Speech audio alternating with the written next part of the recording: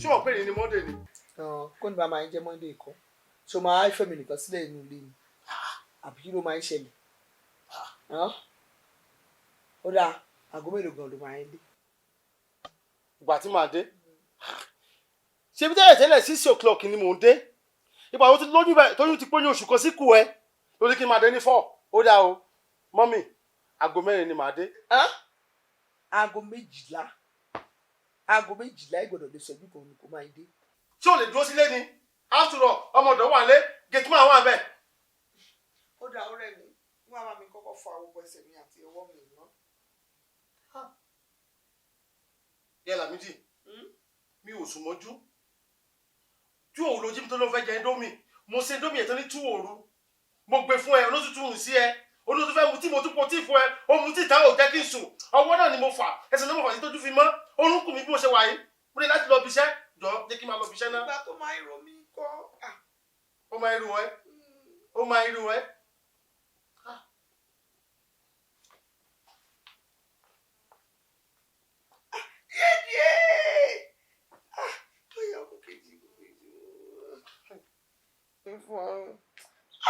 Mo ti bí dùn kàkà kókó ó yẹ kó sí mi.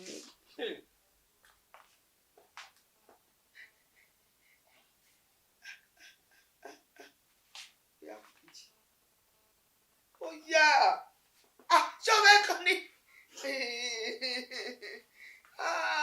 irú ọkùnrin wo ló máa ń ṣe. So mọ́mì mo ti ń lọ. kó bá ti wá mi bọ̀ kó bá mi máa ń ra fish roll street roll àti fish pie àti meat pie àti ice cream ní kó máa bá mi rà bọ̀.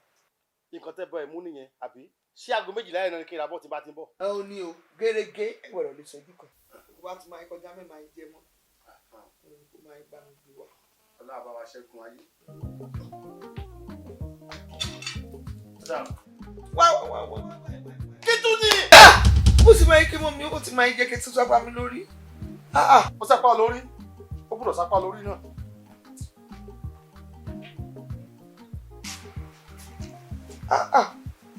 máa ń ṣẹlẹ̀ gan ló máa ń sí ọ gan èso wọn ló máa ń sọ yóò sí bẹ́ẹ̀ yàn àbí ìgbà tí mẹ́ẹ̀ máa ń lóyún òpè kéènì ló máa ń ṣe ní.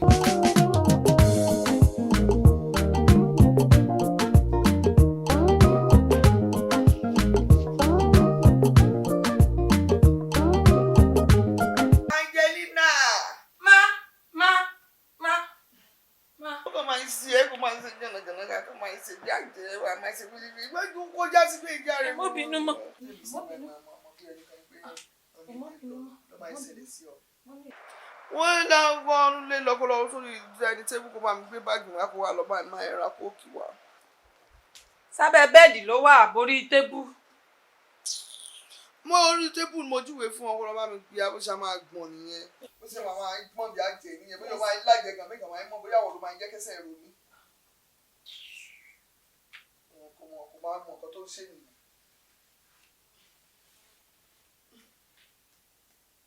Mọ́mí, Mary o. Ó máa ń rí báàgì. Mary báàgì o.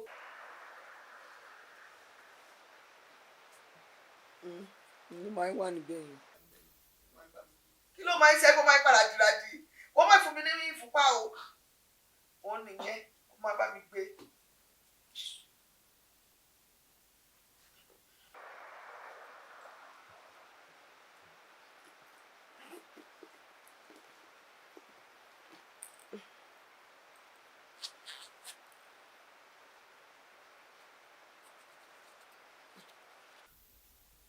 Bá mi ra kóòkì.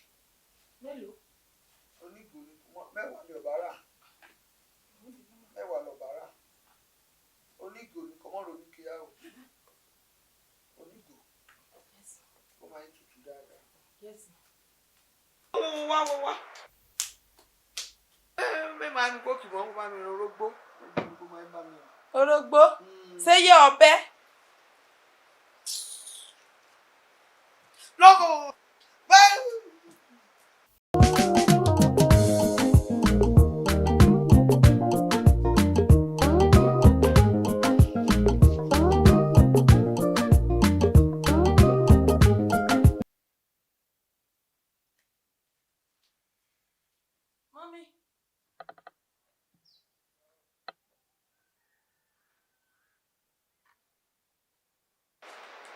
Mọ́mí.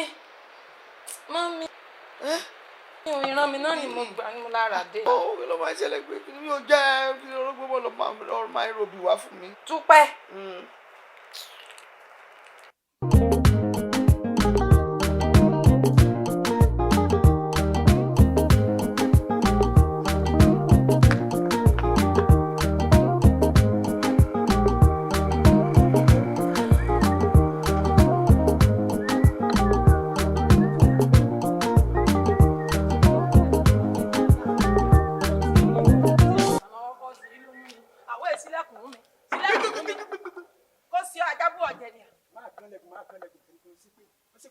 Èpè wo no sẹ́ fún ọ?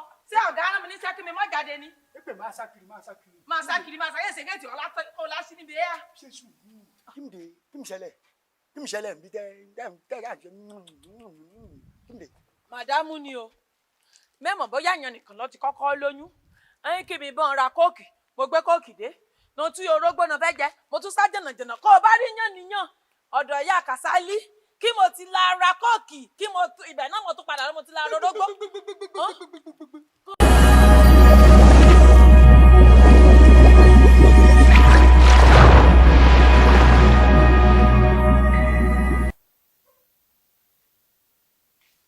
Hello, Baba Lamidi.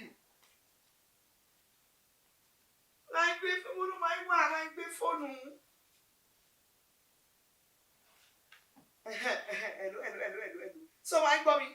Ṣé o ti máa ń bọ̀? Wo mọ́ra kìíní mọ́ra sweet roll àti meat pie mọ́. Méje mọ́ mímu mọ́, méje ọmọ ice cream mọ́. O ti rà. Wọ́n ní mi máa ń mú mọ́ àbí ṣe dandan wà níbẹ̀ ni. Wo lọ sọ́jà bẹ́ẹ̀ ni padà lọ sọ́jà kó bá mi ra ẹ̀gúsí àtàtà kó máa ta gidi kó máa ta kó láta kó ra kó rẹ̀ fọ́ kó ra gbogbo rẹ̀ kó ra pọ̀nmọ́ kó ra ẹja kó ra ẹran kó ra kó sára oríṣiríṣi kó lábàá mi sè é hùn ni mo máa ń fẹ́ jẹ máa fi jẹ bá. Kí ni irú wàhálà wo ni mo fún ẹ? Kò máa fún ẹ wà lájàre kò máa ń wo kò máa ń fẹ́ fi ìyà jẹyàn èsì wọ́n ló máa ń ṣe oyún ò sí bẹ́ẹ̀ náà ni ìgbà tí mi ò máa ń lóyún ṣé mo máa ń sọ gbogbo oríṣiríṣi pé mo máa ń fẹ́ jẹ kí mi kúrò kí mi kúrò mi kúrò.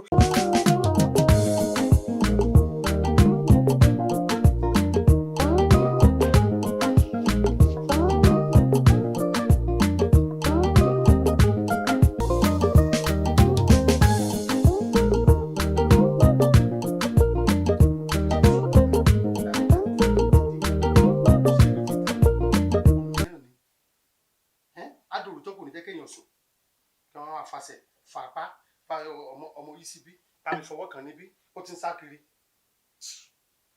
My dear, ó yá ó jẹ́ ti wà dání ìdè. Kí ló máa ṣẹlẹ̀? Kí ni? Ní sùúrù. Kí ló máa gbé wọlé?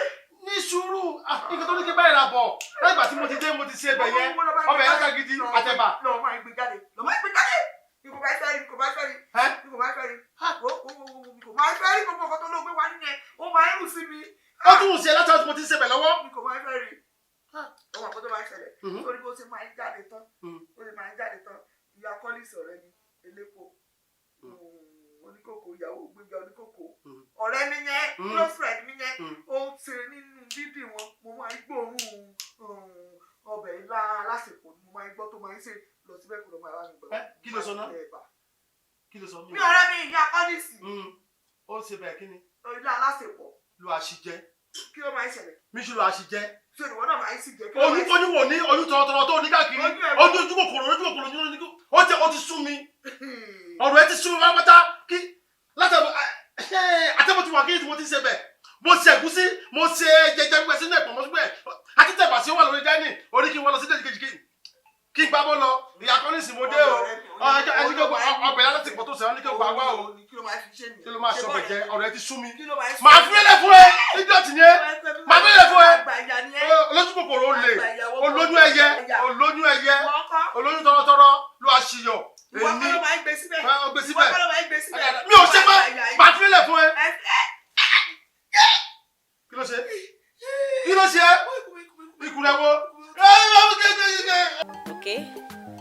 So ní orí ọ̀rọ̀ tí à ń bá bọ̀ lórí ọ̀rọ̀ olóyún, apart from nǹkan tí Lamidi ṣe pé eléyìí kò ń ṣẹjọ́ ẹ̀, generally gbogbo oyún ló máa ń demand bí oyún bá dẹ̀ ṣe táyé ó yàtọ̀ sí bóyá máa ṣe kẹ́hìndé. In fact kọkùnrin ní obìnrin mẹ́rin, there are different ways tó yẹ pé oyún fi máa affect wọn. And aside from that, I want us to understand one thing, nǹkan kan tó wà very very important, which is mood swing. Mood obìnrin máa ń change at the particular time tí Lamidi sọ pé òun fẹ́ jẹ nǹkan báyẹn, nǹkan tó gbé dé láti ọjà ó tuntun change. Mood swing ni àwọn ọkùnrin nídìí láti understand the fact yìí. Ṣẹ́rí mood swing yẹn at times ó tún máa ní low one or sad one. I can look dull at this particular time. Ọkùnrin gbọ́dọ̀ wà very very important láti wà lẹ́gbẹ̀ẹ́ láti assist ẹ, because if it is not well managed it can lead to psychosis fún ọmọ tó máa bí gan pàápàá. Ó lè cause depression fún ìyá tó yẹ pé by the time tí ọmọ gan bá délé ayé it can lead to depression, psychosis, heart disease. There are some different things tó lè ní effect lórí ọmọ. So àwọn ọkùnrin need to understand fact yìí is a journey. Nǹkan dùn ní agbọ́dọ̀ dùn ní, but at the same time ìtọ́jú lọ́ọ́ ṣe máa ń sọ pé èèyàn gbọ́dọ̀ wà psychological develop, because nǹkan tó máa ṣẹlẹ̀ ńbẹ̀ you don't know and you have to prepare for it so that tó bá dé we should be able to manage it very well by ourselves. So àwọn ọkùnrin ẹjọ́ aside from fíìmù ìyá Lamidi tá a wò, mo fẹ́ yẹ kó yé wa yí pé o àsìkò tí obìnrin bá lóyún mood swing is very very important, and ó máa ń bọ́ sí low or sad àbí kó high. Ìgbà mi máa rí pé inú ẹ̀dùn ó máa dùnnú lẹ́ni, we should be happy with them. Ìgbà tó bá dẹ̀ tún low tó ń bad yẹn náà we should not be bad with her, we should assist her láti support her so that ọmọ tó bá máa dé sáyé kò ní ní issue at the end of the day. ẹ wá rí o àwọn obìnrin yẹn kó oríṣiríṣi gẹ́gẹ́ bí mo sọ wípé mood swing emotionally ó máa ń jẹ́ kó misbehave, ó máa overreact in some things, ó máa act fún nǹkan tó funny. Example obìnrin mi pef tọkọ ẹ̀ tí ń lò kó tó fẹ́, ó máa ní òun ò fẹ́ pef fún mi yẹn mọ́, kó dé gbọ́dọ̀ lónà ló sọ yẹn, kò ń ṣe pé òun bẹ́ẹ̀ but ara ẹ̀ ò lè tolerate ẹ̀, tó bá ti pẹ̀ sí fún ọ̀dọ̀ yẹn ó lè máa bì. Obìnrin mi dẹ̀kẹ̀rẹ̀ ó lè jẹ́ colour ló máa ń jẹ́ effect fún wọn, kò fẹ́ rí colour báyìí, kò gbọ́dọ̀ rí coloration kankan sí kinní, ó máa ní effect ní orí health ẹ̀, kò ní lè jẹ́ kó maintain ara ẹ̀ pẹ̀lú oyún yẹn. Ibi dẹ̀kẹ̀rẹ̀ tí Lamidi ti ẹ̀dá tó jẹ́ pé ọ̀rọ̀ oúnjẹ ni issue, ibi drip ni kò ní lè jẹun rárá, true drip ló fi máa jẹun títí tó máa fi ìyẹn dé dangerous, which is very very ìyẹn ò lè wà manage nílé hospital ni. Ibi dẹ̀kẹ̀rẹ̀ psychosis ni, psychosis yìí at times ó máa wà hereditary tó yẹ pé tó bá yẹ pé nínú ìran wọn ara nǹkan tá gbọ́dọ̀ ṣe findings náà ni. Aside from Yorùbá tradition medically náà you have to ask some history. Tẹ́ bá lóyún lé yín kí ló máa ń ṣe yín, tẹ́ bá ṣe kí ni báwo lẹ ṣe máa lè deal pẹ̀lú ẹ̀. Tó bá ti ní good information about that person tó yẹ pé nílé wọn tó bá ti lóyún àbí tó bá bímọ ọmọ ìyá wèrè, you have to know how to manage it. Irú situation báyìí kò ń ṣe nǹkan tí èèyàn ń gbé dúró sílé, you have to go to hospital wà á ti lọ sọ history. I will give you a good example. Ẹni bá ní hepatitis as ọkọ ó lè fẹ́ ìyàwó tí ó ní hepatitis, tó bá dẹ̀ ti fẹ́ ọgbà àti lọ register hospital as early as well. If tó bá jẹ́ ìyàwó ló ní hepatitis ẹ bá ti register, they will start the monitoring right from onset títí tó máa fi bímọ. Ọmọ tó fẹ́ bí kò dẹ̀ ní hepatitis. Do you understand that fact? So the same thing, anybody psychosis, early information to the hospital so that they can assist to manage that person. Thanks for watching that wonderful video by Romokay TV. I will teach you how to use a loan app without BVN in Nigeria if you subscribe to our YouTube channel. Thank you.